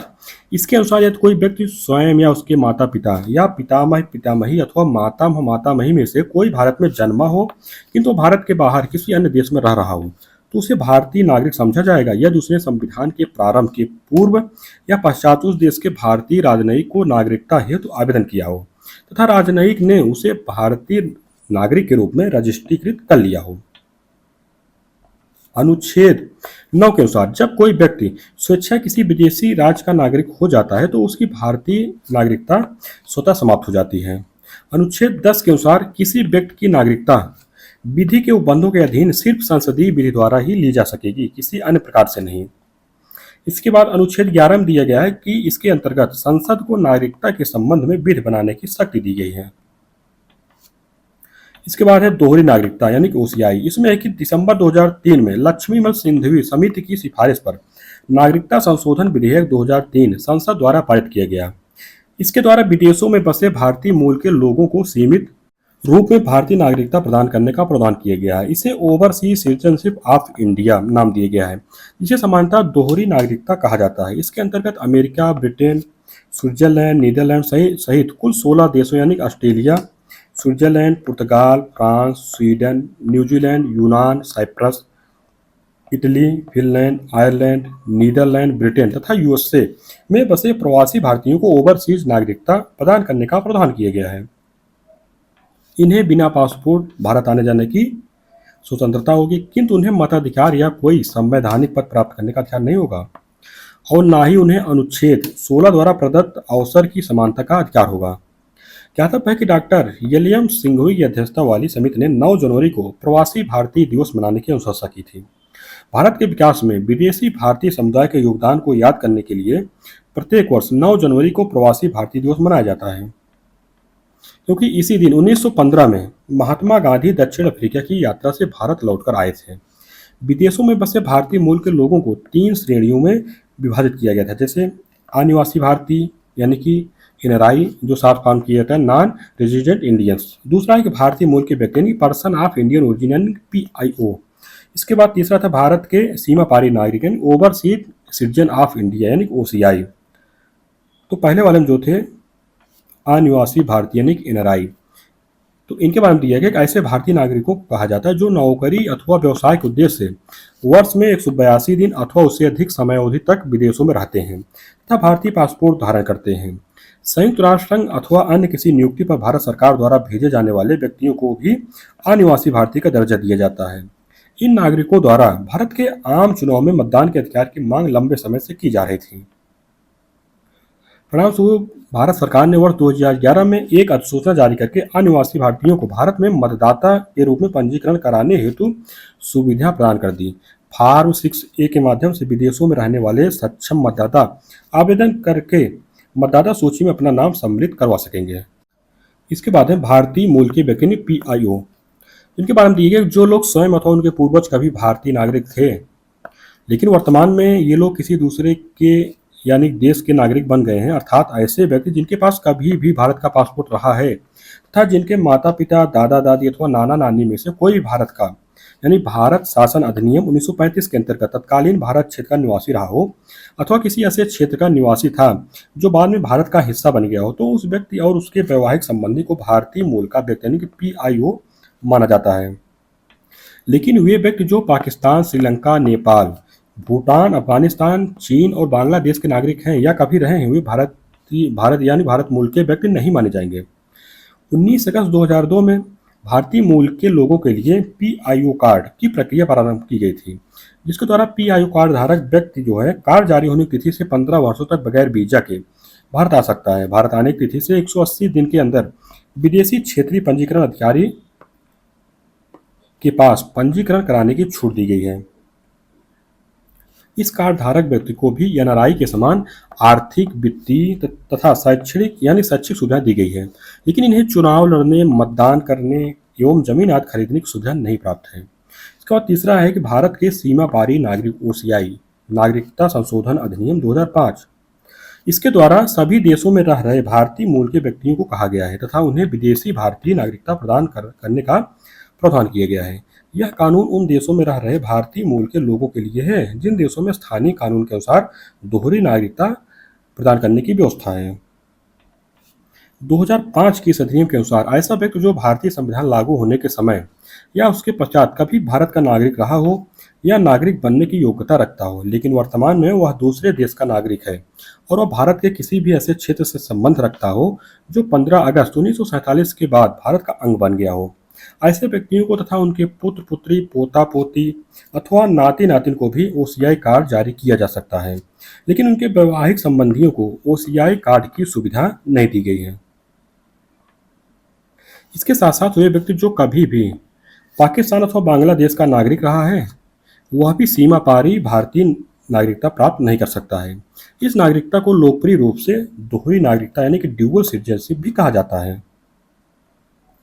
कुछ परिस्थितियों में सीमा पारी नागरिकता समाप्त भी हो सकती है, जैसे ओसीआई से त्यागपत्र देने पर तथा भारत सरकार द्वारा समाप्त करने पर। भारत सरकार झूठे तथ्यों पर नागरिकता प्राप्त करने, भारतीय संविधान के प्रति असम्मान प्रकट करने, युद्ध की स्थिति में शत्रु के साथ व्यापार या गोपनीय जानकारी साझा करने पर, नागरिकता प्राप्त करने से 5 वर्ष की अवधि के अंदर 2 वर्ष तक जेल में रहने पर और किसी भी प्रकार से भारत की संप्रभुता, सुरक्षा, अखंडता एवं जनहित की हानि होने पर ओसीआई का दर्जा समाप्त कर सकती है। 28 जून 2005 को नागरिकता संशोधन अध्यादेश 2005 की घोषणा की गई। इसके द्वारा नागरिकता अधिनियम में पुनः संशोधन कर यह प्रावधान किया गया कि कोई भी प्रवासी भारतीय जो किसी ऐसे देश में रह रहा हो जहां दोहरी नागरिकता का प्रावधान है, सीमा पारी भारतीय नागरिकता ओसीआई प्राप्त कर सकता है। इस प्रावधान के तहत पाकिस्तान तथा बांग्लादेश को छोड़कर अन्य सभी देशों के नागरिक भारतीय मूल के ओवरसीज भारतीय नागरिकता प्राप्त कर सकते हैं। इस प्रकार अभी तक केंद्र सरकार भारतीय मूल के व्यक्तियों एवं उनके परिवारों को 2 तरह की योजनाएं उपलब्ध कराती रही है। जैसे पहला भारतीय मूल के व्यक्तियों यानी पीआईओ का कार्ड, दूसरा विदेशी भारतीय नागरिक ओसीआई का कार्ड। आगे दिए गए नागरिकता संशोधन विधेयक 2015 में पीआईओ तथा ओसीआई कार्ड योजनाओं के विलय का प्रावधान है। इसके द्वारा पीआईओ कार्ड योजना को समाप्त कर दिया गया तथा जारी किए गए पीआईओ कार्ड को ओसीआई कार्ड का दर्जा देने का प्रावधान किया गया है। ज्ञातव्य है कि 2 मार्च 2015 को यह विधेयक लोकसभा द्वारा तथा 4 मार्च 2015 को राज्यसभा द्वारा पारित कर दिया गया है। नागरिकता संशोधन विधेयक 2016 पारित करके उन हिंदू, बौद्ध, सिख, जैन, पारसी, ईसाई नागरिकों को प्रकृतिकरण द्वारा भारतीय नागरिकता प्राप्त करने की व्यवस्था की गई है। ऐसे लोग जो बांग्लादेश, पाकिस्तान तथा अफगानिस्तान चले गए थे और वहां जाने के बाद उनके दस्तावेज निरस्त हो गए अर्थात बिना दस्तावेज के हैं, ऐसे अवैध प्रवासियों को भारतीय नागरिकता प्राप्त करने के लिए यह अधिनियम नागरिकता अधिनियम 1955 में संशोधन करके बनाया गया है। नागरिकता संशोधन अधिनियम 2019 यह नागरिकता अधिनियम 1955 में संशोधन करता है। उपरोक्त बिल 9 दिसंबर 2019 को लोकसभा में तथा 11 दिसंबर 2019 को राज्यसभा में पारित हुआ। राष्ट्रपति रामनाथ कोविंद ने 12 दिसंबर 2019 को इस पर अपनी स्वीकृति प्रदान की।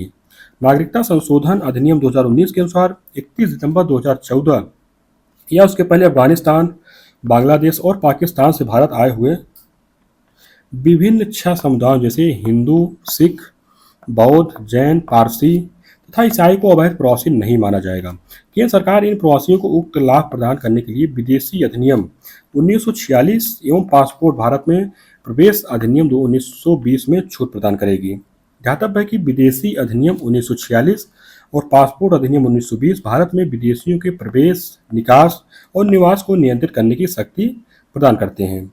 नागरिकता संशोधन अधिनियम 2019 की अन्य प्रमुख विशेषताएं अधोलिखित हैं। जैसे यह अधिनियम उक्त 6 अल्पसंख्यक समूह के लोगों के लिए देशीकरण की अवधि को 11 वर्ष से घटाकर 5 वर्ष करता है।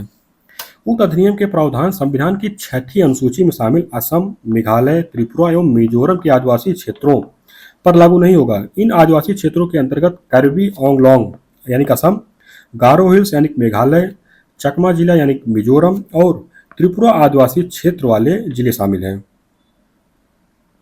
इसके अलावा यह अधिनियम बंगाल ईस्टर्न फ्रंटियर रेगुलेशन और 1873 के तहत इनर लाइन में आने वाले क्षेत्रों पर लागू नहीं होगा। ध्यातव्य है कि इनर लाइन परमिट यानी कि आईएलपी अरुणाचल प्रदेश, मिजोरम तथा नागालैंड पर लागू है। ध्यातव्य है कि केंद्रीय गृह मंत्रालय द्वारा 11 मार्च 2024 को नागरिकता संशोधन अधिनियम 2019 की अधिसूचना जारी कर दी गई है, अर्थात उक्त अधिनियम अब देश में लागू हो गया है। इसके बाद हम लोग 2 नोट दिया गया है, उसको पढ़ते हैं। तो उसके बाद हम लोग परीक्षा दृष्टि देखते हैं।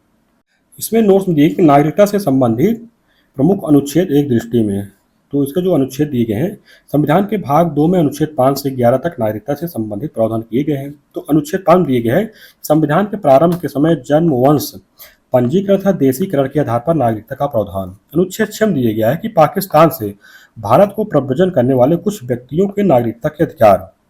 अनुच्छेद 7 दिए गए, पाकिस्तान को प्रव्रजन करने वाले कुछ व्यक्तियों के नागरिकता के अधिकार दिए गए हैं। अनुच्छेद 8 में दिए गए, भारत के बाहर रहने वाले भारतीय उद्भव के कुछ व्यक्तियों के नागरिकता के अधिकार। अनुच्छेद 9 में दिए गए, विदेशी राज्य की नागरिकता स्वेच्छा से अर्जित करने वाले व्यक्तियों का नागरिक न होना। अनुच्छेद 10 में दिए गए, नागरिकता के अधिकारों का बने रहना। अनुच्छेद 11 में दिए गए हैं, संसद द्वारा नागरिकता के अधिकार का विधि द्वारा विनियमन किया जाना। नोट्स में दिए गए, क्या आप जानते हैं, जिसमें दिए गए, निर्वाचन आयोग के परामर्श से केंद्र सरकार ने 3 फरवरी 2011 को मतदाता पंजीकरण संशोधन अधिनियम 2011 को प्रकाशित किया है। इसका उद्देश्य विदेशों में रह रहे सक्षम मतदाताओं के नाम मतदाता सूचियों में शामिल करना है। अब विदेशों में रहने वाले सक्षम मतदाता नए फॉर्म 6A के माध्यम से आवेदन करके अपना नाम मतदाता सूची में शामिल करवा सकेंगे। इसके बाद है कि क्या आप जानते हैं, तो इसमें दिए गए है कि प्रवासी भारतीय दिवस। भारत में प्रवासी दिवस 9 जनवरी 2015 को राष्ट्रपिता महात्मा गांधी के दक्षिण अफ्रीका की यात्रा से भारत वापस आने के उपलक्ष्य में मनाया जाता है। ध्यातव्य है कि डॉक्टर एम.एल. सिंघवी की अध्यक्षता वाली उच्च स्तरीय कमेटी ने 9 जनवरी को प्रवासी भारतीय दिवस मनाने की संस्तुति की थी। उल्लेखनीय है कि पूर्व प्रधानमंत्री अटल बिहारी वाजपेयी के कार्यकाल के दौरान 9 से 11 जनवरी 2003 को भारत के नई दिल्ली में पहला प्रवासी भारतीय दिवस का आयोजन किया गया। 17वां प्रवासी भारतीय दिवस 8 से 10 जनवरी 2023 को इंदौर में आयोजित किया गया, जिसके मुख्य अतिथि गुयाना सहकारी गणराज्य के राष्ट्रपति डॉक्टर मोहम्मद इरफान अली थे। इसके बाद हम लोग देखते हैं परीक्षा दृष्टि। परीक्षा दृष्टि में दिए गए मूल उद्देश्य में भारत को कैसा राज्य बनाने का संकल्प लिया गया था, संपूर्ण प्रभुत्व संपन्न लोकतंत्रात्मक गणराज्य। इसके बाद है 42वां संविधान संशोधन अधिनियम 1976 द्वारा उद्देश्य में कौन कौन से शब्द जोड़े गए, समाजवादी, पंथ निरपेक्ष और अखंडता शब्द। किस वाद में यह कहा गया कि संविधान की उद्देश्य उसका अंग नहीं है, ये कहा गया था इनेरी बेरोजगारी के मामले में कहा गया था। इसके बाद है कि संविधान निर्माताओं के विचारों को जानने की कुंजी किसे कहा जाता है, उद्देश्य को। किस मामले में यह कहा गया कि प्रस्तावना संविधान का भाग है, कहा गया केशवानंद भारती बनाम केरल राज्य में। किस वाद में संविधान के उद्देश्य में संशोधन का प्रावधान दिया गया, केशवानंद भारती केस में। भारतीय संविधान की प्रस्तावना में वर्तमान भारत को किस रूप में घोषित किया गया है, संपूर्ण प्रभुत्व संपन्न समाजवादी पंथ निरपेक्ष लोकतांत्रिक गणराज्य।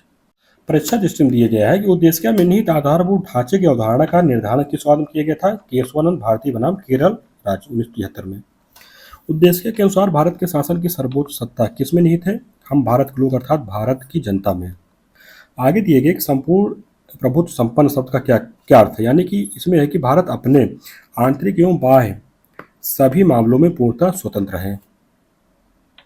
भारत के संदर्भ में धर्म निरपेक्षता का सही भाव क्या है, इसमें भारत में राज्य का अपना कोई धर्म नहीं है।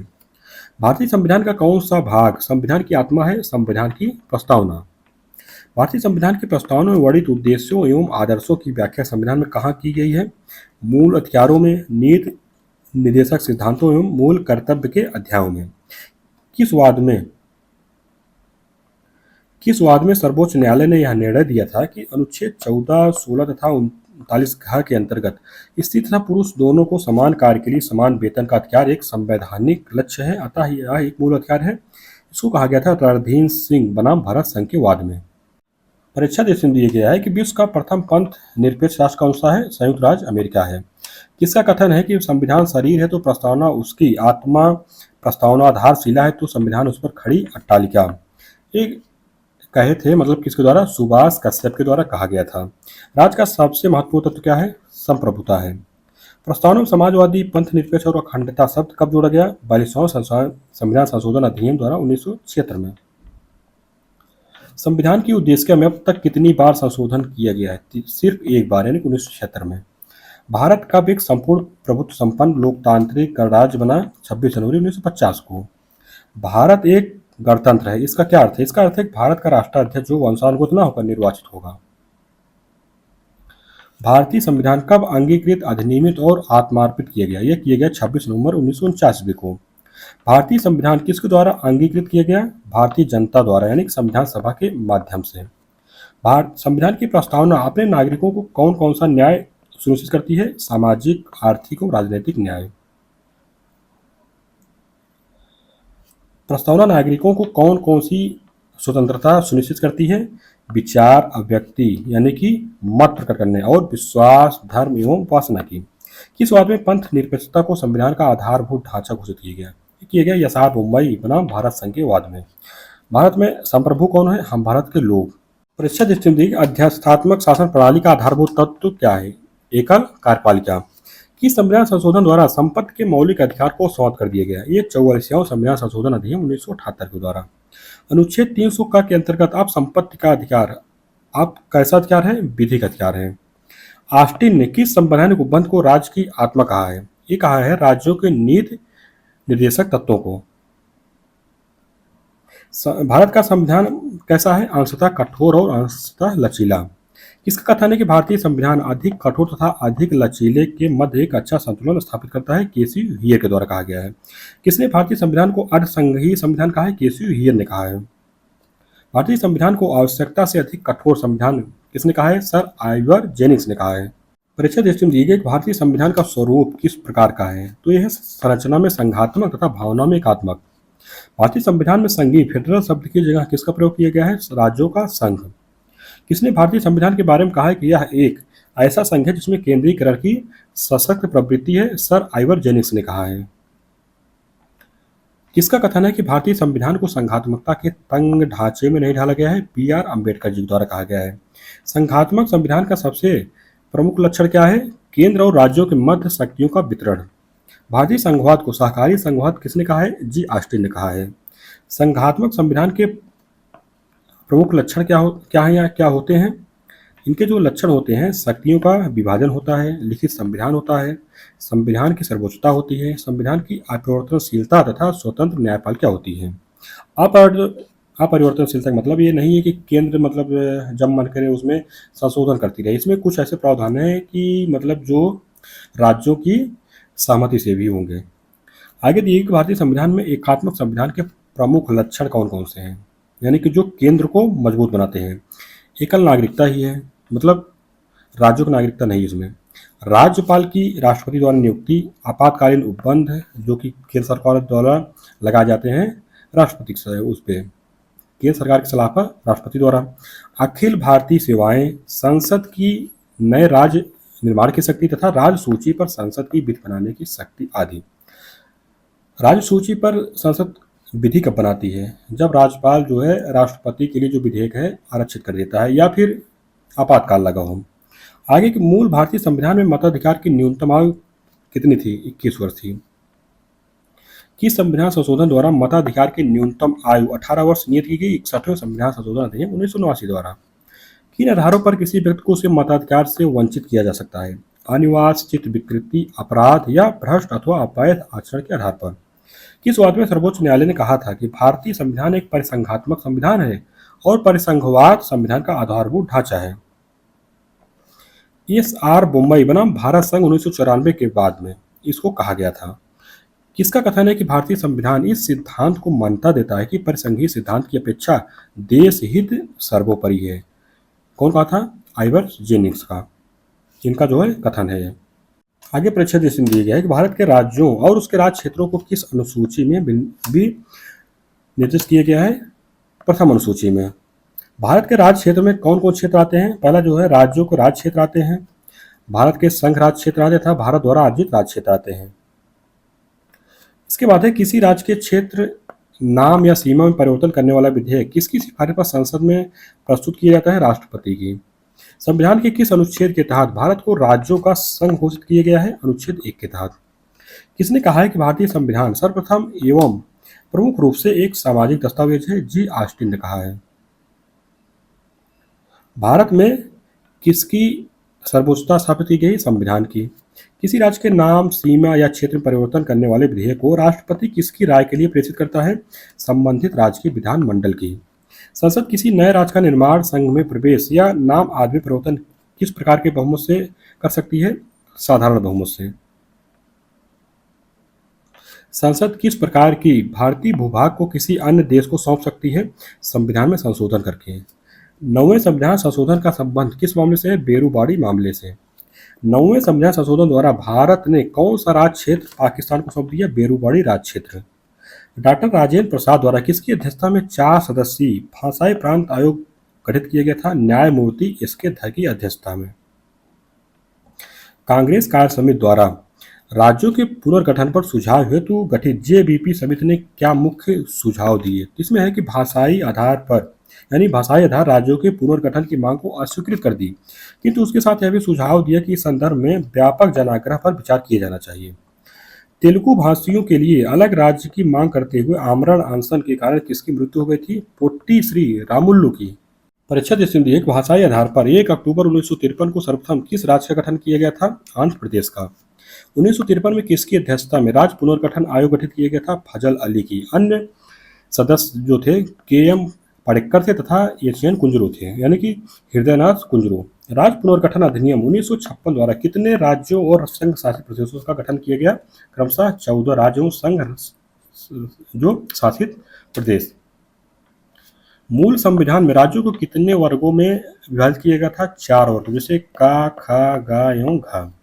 7वां संविधान संशोधन किससे संबंधित है? राज्यों के पुनर्गठन से। समझौते द्वारा अर्जित फ्रांसीसी उपनिवेशों से 1962 में कौन सा संघ शासित राज्य गठित किया गया? पांडिचेरी। गुजरात का 15वें राज्य के रूप में गठन कब और किससे पृथक कर किया गया था? 1960 ईस्वी में महाराष्ट्र से पृथक करके। भारत के 26वें राज्य के रूप में छत्तीसगढ़ का गठन कब किया गया था? 1 नवंबर 2000 को। भारत का 27वां राज्य कौन सा? उत्तराखंड। इसका गठन 9 नवंबर 2000 का था। भारत का 28वां राज्य कौन है? झारखंड है। इसका गठन 15 नवंबर सन 2000 को हुआ था। वर्तमान में भारत में कुल कितने राज्य तथा कितने संघ शासित प्रदेश हैं? 28 राज्य एवं 8 संघ राज्य क्षेत्र हैं।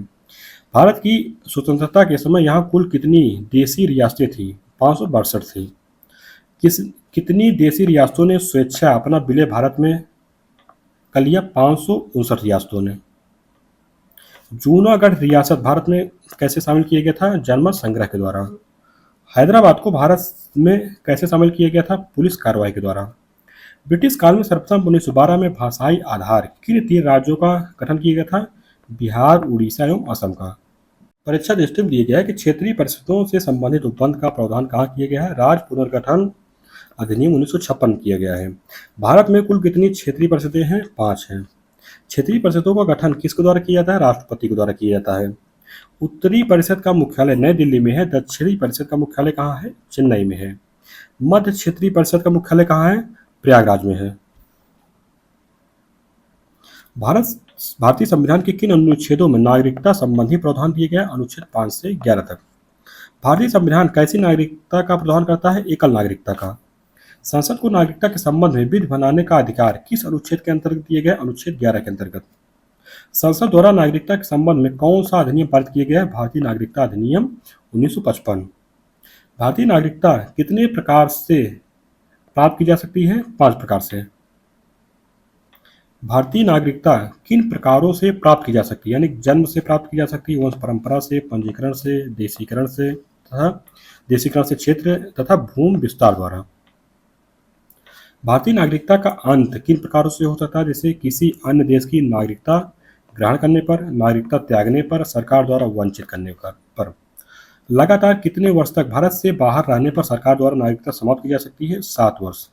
किस अनुच्छेद के अंतर्गत संविधान के आरंभ होने पर नागरिकता संबंधी प्रावधान किए गया है? अनुच्छेद 5।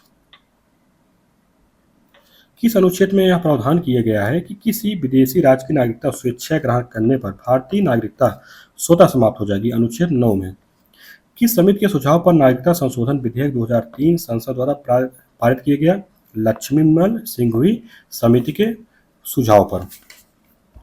इसके बाद है कि प्रवासी भारतीयों को सीमित रूप में दी जाने वाली दोहरी नागरिकता क्या कहा जाता है? इसको कहा जाता है ओवरसीज सिटीजनशिप ऑफ इंडिया, यानी OCI। इस तरह हम लोगों जो अध्याय 2 है, यानी चैप्टर 2 है, उद्देश्य और नागरिकता, ये समाप्त होता है। तो इसको आप लोग रिवीजन करिएगा, इसका शॉर्ट नोट्स भी बना लीजिएगा। ये मोस्ट इंपॉर्टेंट चैप्टर है। तो चलिए आगे हम लोग जो अध्याय 3 है मूल हथियार, उसको अगले वीडियो में देखते हैं।